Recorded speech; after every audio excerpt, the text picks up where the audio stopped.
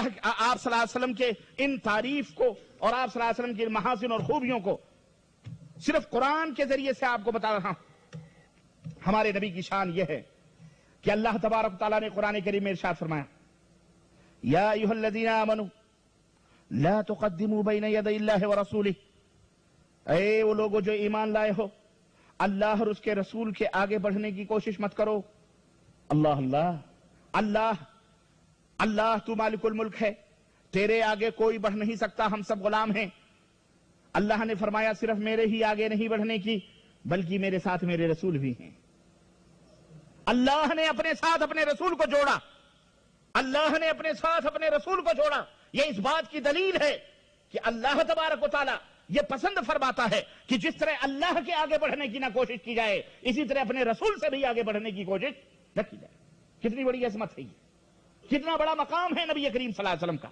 اللہ نے فرمایا، یا ایھا الذین آمنوا لا ترفعوا اصواتکم فوق صوت النبی لا ترفعوا اصواتکم فوق صوت النبی کجہر بعضکم علی بعض وان تحبط اعمالکم وانتم لا تشعرون۔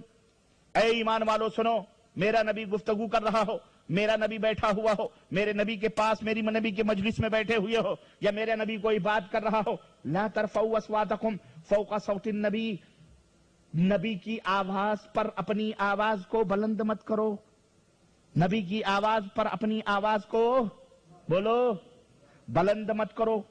کتنا بڑا ادب سکھلایا جا رہا ہے۔ میرا نبی گفتگو کر رہا ہو، بات کر رہا ہو، یا بیٹھے ہوئے ہو نبی کے دربار میں، نبی کی مسجد میں، وہاں تم کو آواز بلند کرنے کی اجازت نہیں ہے۔ اللہ اللہ، یہ مقام ہے ہمارے نبی حضرت محمد الرسول اللہ صلی اللہ علیہ وسلم کا، یہ ہے مقام اور یہ ہے مرتبہ۔ اللہ تعالیٰ نے فرمایا قرآن کریم کے اندر، وَمَن يُطِعِ الرَّسُولَ فَقَدْ أَطَاعَ اللَّهَ، مَن يُطِعِ الرَّسُولَ فَقَدْ أَطَاعَ اللَّهَ، جو میرے رسول کے پیچھے پیچھے چلے گا، جو میرے رسول کی اطاعت کرے گا، در حقیقت میرے رسول کی اطاعت در حقیقت میری اطاعت اور فرمانبرداری۔ کتنی بڑی بات ہے یہ، صرف رسول اللہ صلی اللہ علیہ وسلم کی اطاعت کر لو۔ نبی کا مقام اور مرتبہ یہ ہے کہ اللہ فرماتا ہے میرے نبی کے پیچھے پیچھے چلو، میرے نبی کے مطیع فرما بردار بن جاؤ، میرے نبی کے حکم کی تعمیل کرو، میرے نبی جیسے کھا رہے ہیں ویسے کھاؤ، جیسے بیٹھ رہے ہیں ویسے بیٹھو، جیسے عبادت کر رہے ہیں ویسی عبادت کرو، جیسے بول رہے ہیں اس طرح سے بولو، جیسے چل رہے ہیں اس طرح سے چلو، جیسے شادی بیاہ کر رہے ہیں اسی طرح سے تمہاری شادی تمہارا بیاہ ہونے تمہارے یہاں اسی طرح سے شادی بیاہ ہونے چاہیے، جیسی سیاست ہے، جیسی امامت ہے، جیسی قیادت ہے، جس طرح کا انداز نبی کریم صلی اللہ علیہ وسلم کا ہے، جس طرح کی زندگی نبی علیہ السلام کی ہے، اے لوگوں تمہاری زندگی بھی اسی طرح اگر ہوگی تو در حقیقت یہ اللہ تبارک و تعالیٰ کی اطاعت و فرما برداری ہوگی۔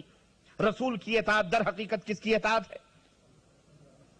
اور اگر اللہ کے محبوب بننا چاہتے ہو، مقام نبوت یہ ہے، مقام رسالت یہ ہے، اور شان رسول یہ ہے۔ اللہ ارشاد فرماتا ہے، قُلْ إِن كُنتُمْ تُحِبُّونَ اللَّهَ فَاتَّبِعُونِي يُحْبِبْكُمُ اللَّهُ وَيَغْفِرْ لَكُمْ ذُنُوبَكُمْ۔ اے میرے حبیب لوگوں سے کہہ دو، ساری کائنات سے کہہ دو، اگر تم اللہ کا چہیتا بننا چاہتے ہو، اللہ کا محبوب بندہ بننا چاہتے ہو، اللہ کا پسندیدہ بندہ بننا چاہتے ہو، فَاتَّبِعُونِي، میری اطاعت اور میری پیروی کرو، میرے رسول کے پیچھے پیچھے چلو، میرے رسول کی فرمانبرداری کرو، میرے رسول کے احکامات کو تسلیم کرو، میرے رسول جو کہیں اس کو تسلیم کرو، یحببکم اللہ، اللہ تمہیں اپنا محبوب بندہ بنا لے گا، اپنا پسندیدہ بندہ بنا لے گا، اپنا چہیتا بندہ بنا لے گا۔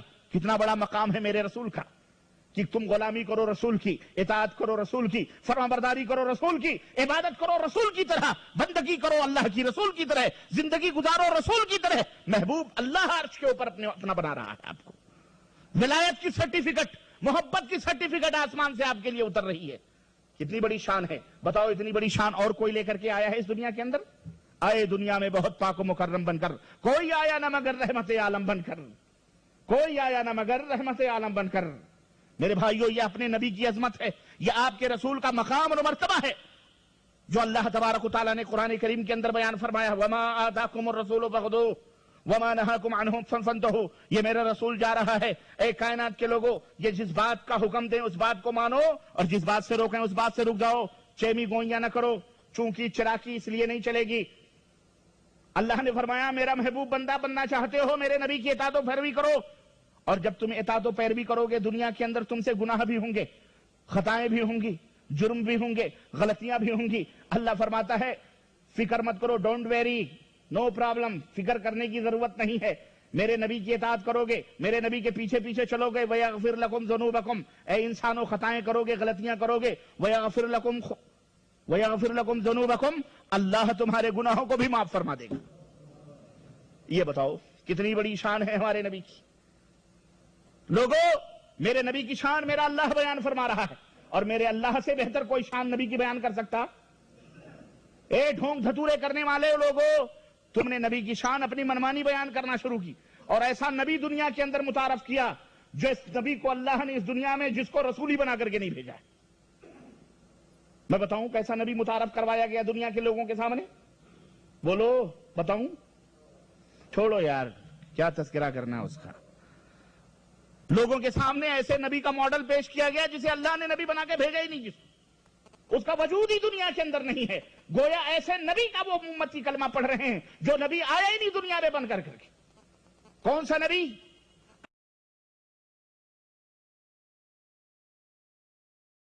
ابراہیم رضی اللہ تعالیٰ عنہ، وہ ابراہیم نہیں، وہ تو نبی تھے۔ یہ ابراہیم نبی علیہ السلام کے بیٹے تھے جو انتقال کیا آپ کی گود میں۔ حضرت زینب کس کی بیٹی تھی؟ حضرت ام کلثوم کس کی بیٹی تھی؟ حضرت فاطمہ الزہرا کس کی بیٹی تھی؟ حضرت حسین اور حسن کے نانا کون تھے؟ بولو۔ حضرت علی کس کے داماد تھے؟ حضرت عثمان کس کے داماد تھے؟ کون تھے؟ نبی علیہ السلام کی بیٹیاں تھیں کہ نہیں بیٹیاں تھیں؟ بیٹے تھے کہ نہیں بیٹے تھے؟ نبی بھی کسی کے داماد تھے کہ نہیں تھے؟ نبی بھی کسی کے سسر تھے کہ نہیں تھے؟ نبی بھی کسی کے نانا تھے کہ نہیں تھے؟ نبی بھی کسی کے بیٹے تھے کہ نہیں بیٹے تھے؟ میرے بھائیوں، نبی علیہ السلام کو نور کہنا یہ نبوت کی توہین ہے۔ کیوں؟ ہم نے معراج کی رات کو دیکھا، اللہ اکبر، اللہ تبارک و تعالیٰ نے جب مکے کے لوگوں نے نبی علیہ السلام کے اوپر زندگی تنگ کر دی، حضرت خدیجۃ الکبریٰ وفات پا گئیں، اور حضرت خدیجۃ الکبریٰ اللہ کو پیاری ہو گئیں۔ وہ خدیجۃ الکبریٰ جو مکے کی گلیوں میں نبی کو مار کھاتا دیکھ کر جب وہ گھر میں آتے، خدیجۃ الکبریٰ اپنے گودوں میں نبی کا سر رکھ کر کے صبر و سکون کی تلقین کرتی تھیں، زخموں کو دھلتی تھیں، زخموں کے اوپر مرہم پٹی کرتی تھیں، اور اللہ کے نبی کو تسلی دیتی تھیں، کلا واللہ لن یخزیک اللہ، اے میرے حبیب، اے میرے سرتاج، آپ کو غم کرنے کی ضرورت نہیں ہے، آپ پریشان نہ ہو، آپ کا رب آپ کو ذلیل نہیں کر سکتا ہے۔ انکا، آپ تو وہ ہیں جو غریبوں اور بیواؤں کے سروں کے اوپر ہاتھ پھیرتے ہیں، آپ تو وہ ہیں جو یتیموں کی خبر گیری کرتے ہیں، آپ تو وہ ہیں جو پریشان حالوں کی پریشانیوں کو دور کرتے ہیں، آپ تو وہ ہیں جو غریبوں اور مسکینوں کا اپنے سروں میں بوجھ اٹھاتے ہیں۔ بھلا آپ کو اللہ ذلیل کیسے کر سکتا ہے؟ تسلی کے یہ کلمات نبی علیہ السلام کے دل کے اندر دوبارہ جوش پیدا کرتے، پھر مکے کی گلیوں میں نکلتے، پھر لا الہ الا اللہ کی صدائیں بلند ہوتی، پھر چوٹیں پڑتی، اور پھر گھر کے اوپر آتے۔ او خدیجۃ الکبریٰ جس نے اپنا سارا مال، اپنی ساری دولت، اپنی کل پونجی، اپنی کل کائنات، وہ خدیجۃ الکبریٰ جس کے غلے، جس کے تجارتوں کے سامان سونے کے تاروں سے باندھے جاتے تھے، اور مکے کے اندر اتنی امیر خاندان کی اور اتنی مالدار عورت موجود نہ تھی، وہ عورت، اس نے سب کچھ اپنے نبی صلی اللہ علیہ وسلم کے اوپر آپ کے قدموں میں نچھاور کر دیا، اس دنیا میں نہ رہی، اس دنیا سے کوچ کر گئی، اور وہ خدیجۃ الکبریٰ، بات آئی ہے تو سنتے چلو، وہ خدیجۃ الکبریٰ جو چلتی زمین پر تھی اور